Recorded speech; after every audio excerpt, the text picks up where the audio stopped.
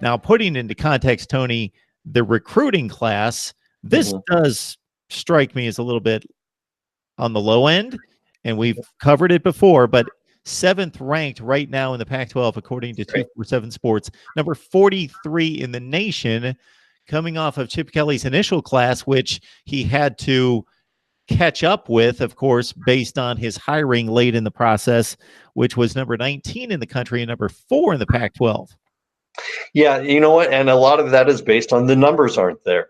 I mean, right now they've got 15 kids that are signed from the December early signing period. They've got 3 hard commits. Out of the ones that are signed, they've got 1 4-star recruit, and that's it. The offensive lineman Sean Ryan out of Capistrano Valley here in Southern California, and he's a big kid. And with the needed offensive line being a constant at UCLA over the years, he's got a chance to see some early playing time. But that is the only 4-star recruit they have signed. And as we've talked about numerous times, Chip built Oregon and their offense based on a lot of 3-star recruits over the years with some 4-star recruits mixed in. But again, he's got 15 signed. He's got 3 hard commits coming into next week's signing period. I'm looking at maybe 3 more that he can get, that he's got a viable shot at with that. So we're looking at 21, maybe 22 total for the recruiting class. It's not going to be a headline making class. You're going to turn on, some of the other, some of the other sports outlets, and they're going to say, what happened to Chip Kelly's recruiting class? It's not very good. It's not headline making. It really isn't. It's not a big splash. If you ask Chip Kelly, he's filling the needs that he has. UCLA had one of the youngest teams in the country, last season, 3rd youngest in the entire country. They didn't lose a lot.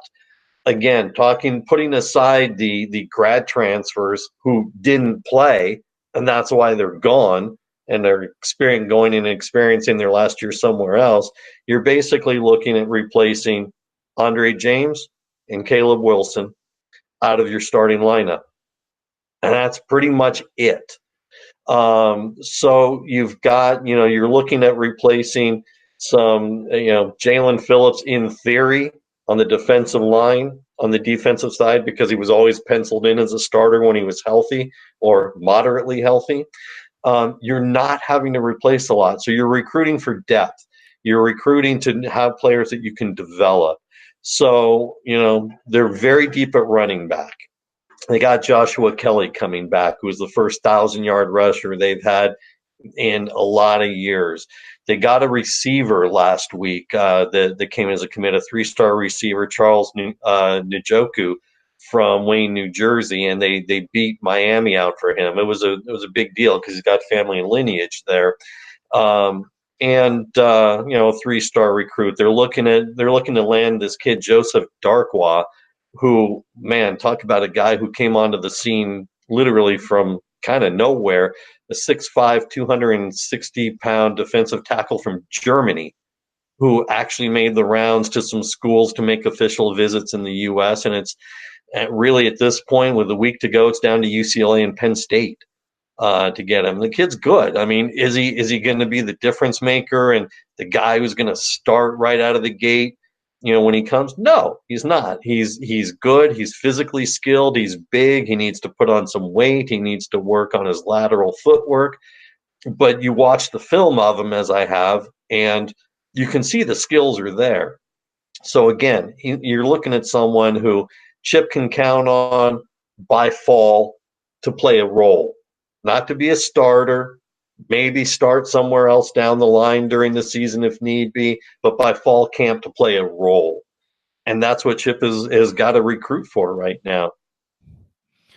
In referencing Njoku, so as you mentioned, his brother David was a star at Miami. He's moved on to the NFL, just enjoyed a breakout rookie season with the Cleveland Browns, played extremely well. Charles is the 50th rated wide receiver in the country out of, as you mentioned, New Jersey, Wayne, New Jersey. That's his position ranking according to 247 Sports. The other number that stands out to me regarding this year's class is that, as you well know, I've talked probably 20 to 25 other recruiting classes, and I see when I run down the numbers of here are the hard commits that have yet to sign but probably will, here are the guys that have signed on the dotted line in December, then here are the guys that have enrolled. Mm-hmm. That number is growing by the year, especially in the SEC, it seems. And I don't know the metrics. That's what I've perceived. That may not be accurate, but it just seems that way. I believe when I scanned LSU's class and talking LSU, that number was 11, meaning 11 kids are enrolling early. Therefore, they're going to be able to participate in spring ball and most likely be better prepared to contribute this fall, as opposed to UCLA. I believe this is the first school I've seen that has 0 early enrollees. Yeah, to your point on the SEC, I think Florida has got like 9 or 10 also. Yeah. It's stunning in the SEC. UCLA had a few early enrollees last year. I believe they had 5. I'm going off memory. Right now they have 0, and so there's not going to be a lot of guys coming and looking at spring, to be there for spring ball. That's unfortunate. You always want to get them in early, if you can. Certainly work on the development, but again, you're working on players who you're going to develop over time, not trying to fill an immediate need. And so, they'll be there in the summer and for the, voluntary workouts with their teammates, and then of course for fall camp when it starts in August. Tony Siracusa joining us from Last Word on College Football. Please join him for college football coverage there each and every day, whether you get it from Tony, Michael Vall, Lauren Beasley, Kevin McGuffey, Jason Ray, all sorts of good people there covering college football. And they have probably contributed to my channel more than any other outlet out there anywhere.